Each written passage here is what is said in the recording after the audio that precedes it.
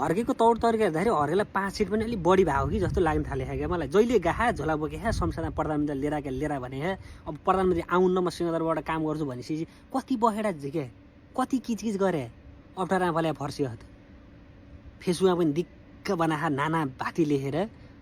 बो ढुङ्गा 5 वर्ष ढुङ्गा बोन्जा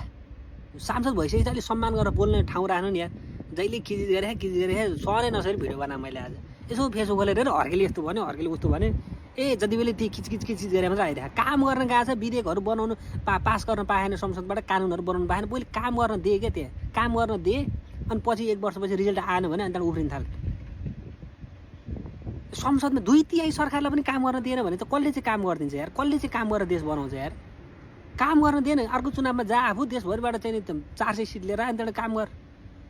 होइन भने यार खाली किचकिच गरे म त यो बालन शाहले सैनिक शासन लागू गरेन हुन्छ के अरे सैनिक शासन हेर्ने संसदमा भगेर आफैले चाहिँ नि आफै राजा घोषणा गरेर चाहिँ आफै भएन हुन्छ जस्तो लाग्न थालिसक्यो।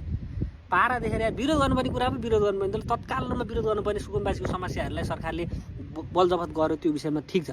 होइन। महँगी बढिरहेको छ त्यो कुरामा ठिक छ पेट्रोलको भाउ बढिरहेको छ त्यो कुरामा ठिक छ होइन। अब त्यो दूरगामी असर पर्ने कुराहरू त विधेयक पास गरेर चाहिँ कानुन बनाएर पो त्यो काम गर्ने हो त कामै गर्न दिएपछि त गेडा के गर्ने त नि।